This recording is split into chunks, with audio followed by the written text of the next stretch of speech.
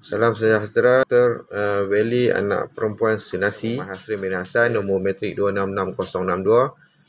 Sahabat saya Muhammad Fauzi Jamaluddin 266621, dan seterusnya Cik Nur Hafizi bin Ismail 266156. Saya dari kumpulan ini akan mempersembahkan tajuk pertikaian isu air Malaysia, Johor dan Singapura. Untuk pengenalan, untuk kita semua ketahui, sejak Singapura mencapai kemerdekaan pada 1965, hubungan antara Malaysia dan Singapura sering mengalami konflik. Itu disebabkan oleh satu isu, iaitu isu air.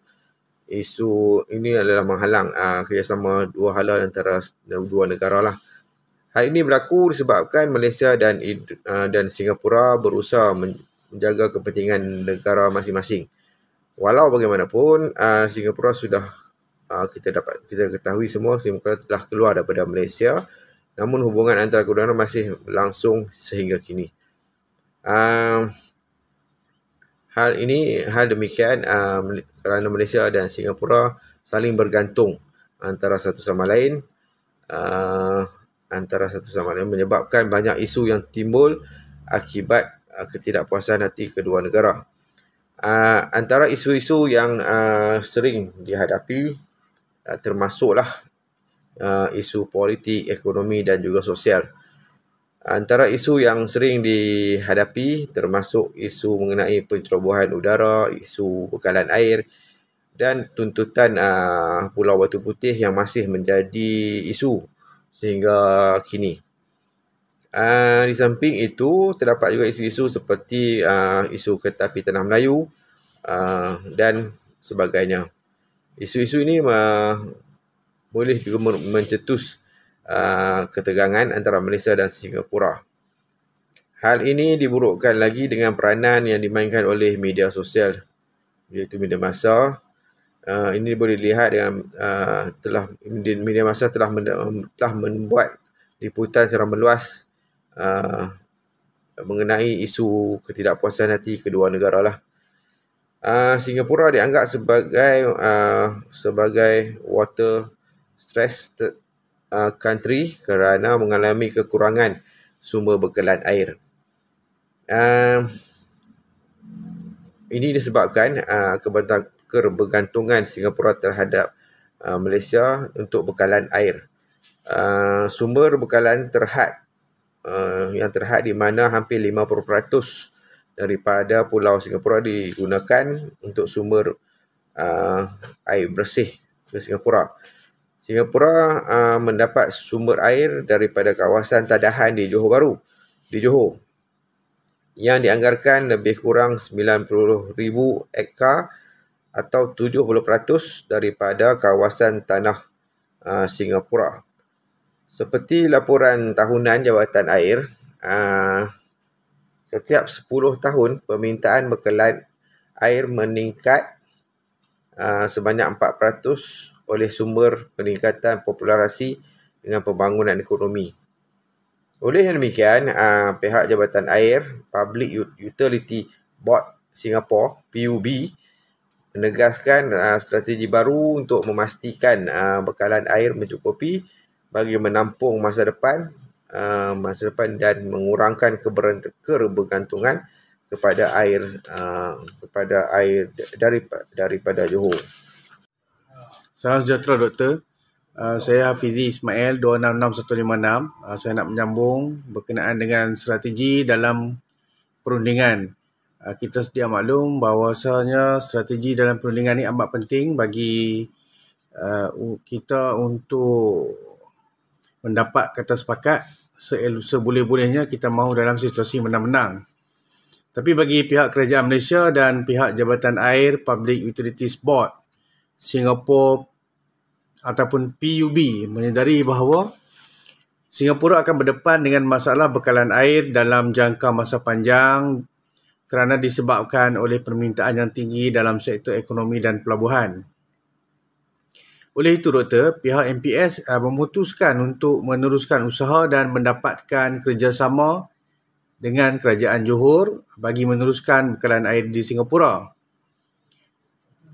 Jadi, usaha ini telah dimulakan daripada tahun 1910 lagi oleh Robert Peace dan Stephen G. William, yang mana mereka ni mengambil inisiatif bagi mengadakan rundingan dengan Setiausaha Kerajaan Johor bagi proses penyelidikan sumber air di Linggiu dan Sisik Baru.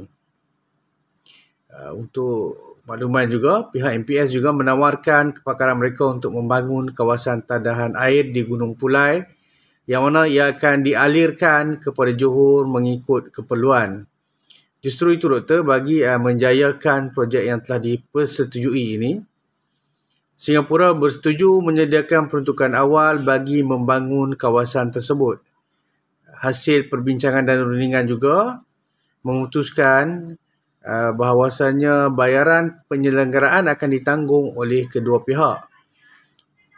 Kedua pihak bersetuju mengeluarkan memorandum persefahaman yang ditandatangani oleh wakil MPS dan ahli kerajaan Johor, termasuklah Ketua Jurutera Johor dan juga Presiden Lembaga Pembandaran Johor, mengenai persetujuan di antara Kerajaan Johor berkaitan pembekalan air ke Singapura selepas mereka melakukan beberapa rundingan bagi mencapai kata sepakat.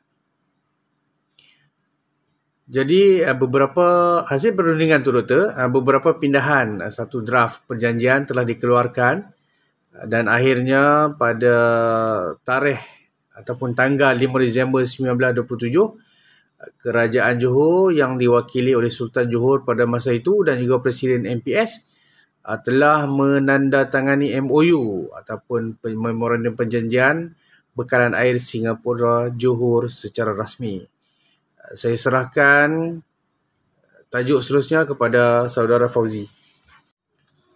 Salam sejahtera Doktor, saya Muhammad Fauzi bin Jamaluddin, nombor matrik 266621. Terusnya saya akan menerangkan berkaitan teori perundingan. Okey, yang pertama kita menganalisis masalah untuk mengenal pasti kepentingan dan matlamat. Perundingan yang berkesan haruslah mempunyai kemahiran untuk menganalisis masalah bagi menentukan kepentingan setiap pihak dalam rundingan. Contohnya, dalam rundingan kontrak majikan dan pekerja, masalah atau kawasan di mana pihak yang tidak bersetuju mungkin dalam gaji atau faedah, mengenal pasti isu-isu untuk kedua-dua pihak dapat membantu mencari kompromi bagi semua pihak. Okey, seterusnya persediaan sebelum mesyuarat. Okey, sebelum mesyuarat perundingan yang mahir bersedia untuk mesyuarat haruslah menentukan matlamat bidang perdagangan dan alternatif kepada matlamat yang dinyatakan. Okey, seterusnya kemahiran mendengar aktif. Perunding mempunyai kemahiran untuk mendengar secara aktif kepada pihak lain semasa proses perdebatan berlaku. Okey, perdebatan aktif melibatkan kemampuan membaca bahasa tubuh serta berkomunikasi lisan. Seterusnya, kawalan emosi. Seseorang perunding harus mempunyai keupayaan untuk mengekalkan emosinya semasa proses perundingan. Walaupun perundingan tersebut mengenai isu-isu perbalahan dapat mengecewakan, membenarkan emosi untuk mengawal semasa mesyuarat boleh menyebabkan keputusan yang tidak baik. Sebagai contoh, seseorang pengurus kecewa dengan kekurangan kemajuan semasa rundingan gaji boleh mengakui lebih daripada yang diterima oleh organisasi dalam usaha untuk mengakhiri kekecewaan. Okey, seterusnya komunikasi yang jelas dan berkesan. Perunding mestilah mempunyai keupayaan untuk berunding dengan jelas dan berkesan kepada pihak yang lain semasa proses perundingan. Kesalahan boleh berlaku jika perunding tidak menyatakan kesnya yang jelas semasa mesyuarat perundingan. Seseorang perunding yang berkesan mesti mempunyai kemahiran untuk menyatakan hasil yang diingini serta alasan yang kukuh. Seterusnya, kerjasama dan kerja berpasukan. Rundingan tidak semestinya satu pihak terhadap susunan yang lain. Perunding yang berkesan mesti mempunyai kemahiran untuk bekerjasama sebagai satu pasukan dan memupuk suasana kolaboratif semasa rundingan berlaku. Okey, yang seterusnya doktor, kemahiran menyelesaikan masalah. Individu yang mempunyai kemahiran rundingan mempunyai keupayaan untuk mencari pelbagai penyelesaian kepada masalah. Daripada memberi tumpuan kepada matlamat, utamanya untuk rundingan, individu yang mempunyai kemahiran boleh memberikan tumpuan kepada penyelesaian masalah yang mungkin menjadi pecahan dalam komunikasi untuk memberikan manfaat kepada kedua-dua belah pihak. Okey, keupayaan membuat keputusan. Pemimpin yang mempunyai kemahiran perundingan mempunyai keupayaan untuk bertindak tegas semasa proses perundingan. Ia mungkin perlu semasa aturan tawar-menawar untuk bersetuju dan berkompromi dengan cepat untuk menamatkan kebuntuan yang berlaku. Okey, seterusnya mengekalkan hubungan baik. Perunding yang berkesan mempunyai kemahiran interpersonal untuk mengekalkan hubungan kerja yang baik dengan mereka yang terlibat dalam perundingan. Perundingan dengan kesabaran, keupayaan untuk memupuk orang lain tanpa menggunakan manipulasi untuk mengekalkan suasana positif semasa rundingan yang sukar. Okey, yang terakhir, etika dan kebolehpercayaan.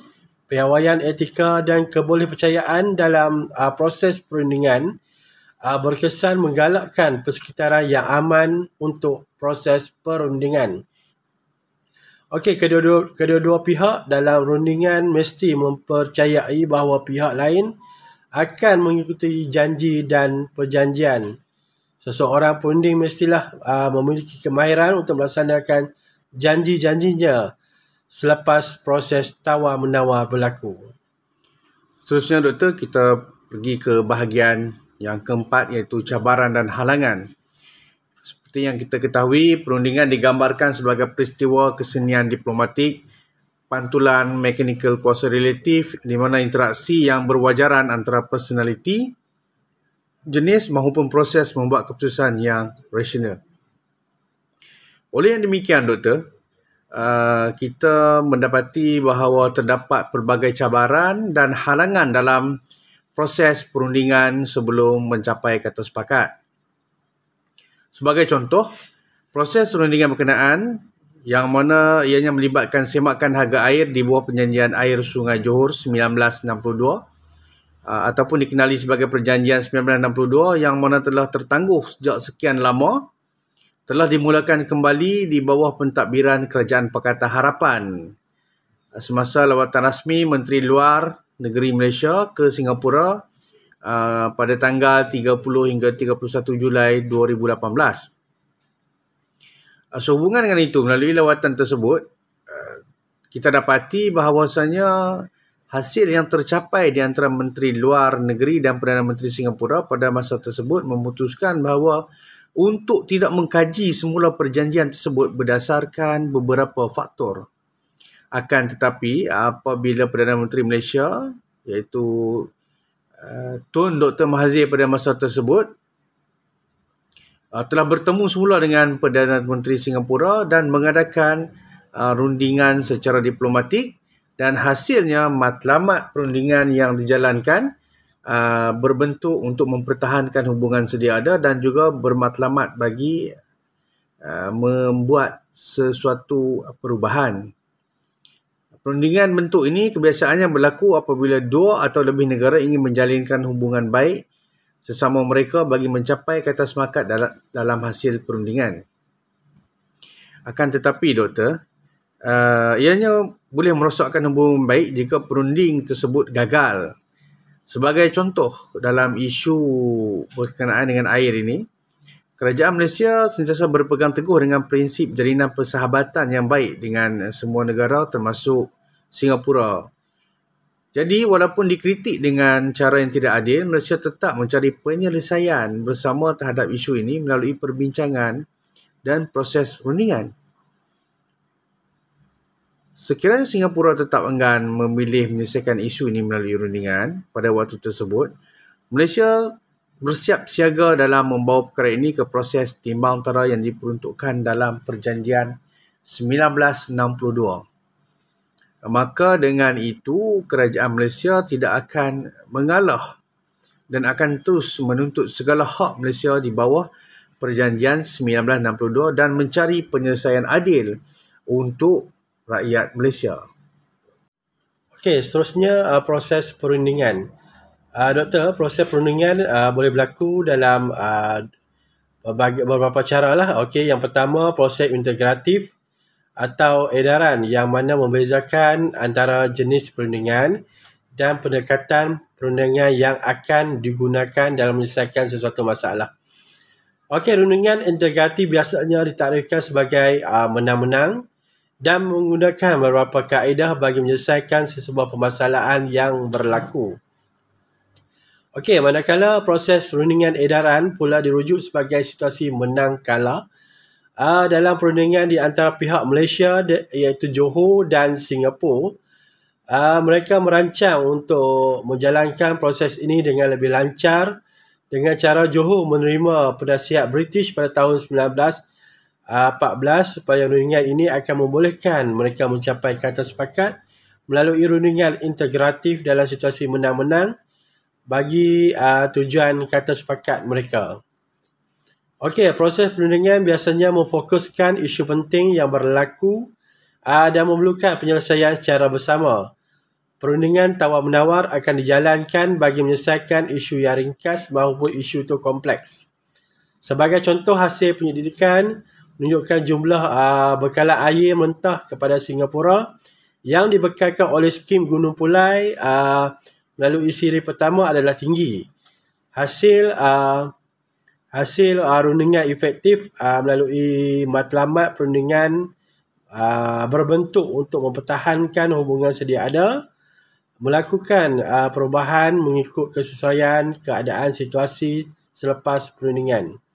Okey, maka dengan ini terbina saluran paip utama dari Gunung Pulai ke Johor Bahru dan dihubungkan dengan depot yang akan dibina di Skudai. Melalui saluran paip ini, sumber air akan melalui tambak Johor ke Woodland dan dialihkan ke kolam Mechrishi untuk diagihkan kepada bandar Singapura. Okey doktor, kembali kepada saya untuk kesimpulan, untuk pengetahuan kita, perjanjian ini telah dibuat pada tahun 1965 antara Malaysia dan Singapura. Perjanjian ini menjelaskan Singapura akan membeli sumber air daripada kerajaan negeri itu sebanyak 3 sen untuk setiap 100 galet. Manakala Singapura akan membayar manakala Johor akan membayar kepada Singapura sebanyak 50 sen bagi setiap galen air yang dirawat. Pada tahun 1998, satu memorandum persefahaman antara Malaysia dan Singapura telah dibincangkan isu bekalan air ini oleh Tun Mahathir Mohamad bersama Lee Kuan Yew untuk memberikan Singapura hak membina kolam air bagi mendapatkan bekalan tambahan sebanyak untuk lagi 100 tahun lagi lah. Perbincangan menaikkan harga air di antara kerajaan Malaysia telah dicadangkan dengan satu formula baru berkaitan harga. Bagaimanapun, pihak Singapura tidak bersetuju dengan cadangan tersebut dan memerlukan masa untuk mengkajilah formula tersebut sebelum bersetuju dengan harga lain yang ditetapkan oleh kerajaan Malaysia. Untuk pengetahuan, Singapura hanya berminat untuk berunding isu air mentah dan air bersih terkini untuk mempersoalkan sama ada Malaysia akan meneruskan perjanjian air bersih selepas tahun 2061. Perjanjian ini tercatat dalam di bawah 1965 Separation Act antara Singapura dan Malaysia. Perjanjian ini menjelaskan Singapura akan membeli sumber air dari kerajaan Johor sebanyak 3 sen untuk setiap 100 galen. Manakala Johor akan membayar 50 sen setiap 100 galen air bersih yang dirawat. Pada tahun 1948, satu memorandum lagi dipersetujui antara Malaysia dengan Singapura telah mengenai isu air oleh kedua-kedua Perdana Menteri lah. Okey, perundingan mengenai pembekalan air masih diteruskan oleh kerajaan Malaysia menyemak semula harga air mengikut perjanjian 1961-1962. Secara rasminya, Singapura meminta bekalan air mentah ditambah sebanyak 14 juta galen sehari ataupun 350 juta galen setahun. Manakala air yang dirawat dibekalkan oleh Johor atau Pahang. Maaf tu. Sebanyak 400 juta galen sehari bagi memenuhi permintaan sebanyak 950 juta galen sehari bagi 60 tahun akan datang. Okey, itu doktor, itulah sedikit mengenai kesimpulan pada topik kali ini. Kami dari kumpulan ini memohon maaf kalau ada sebarang kesilapan. Terima kasih banyak-banyak dan selamat sejahtera.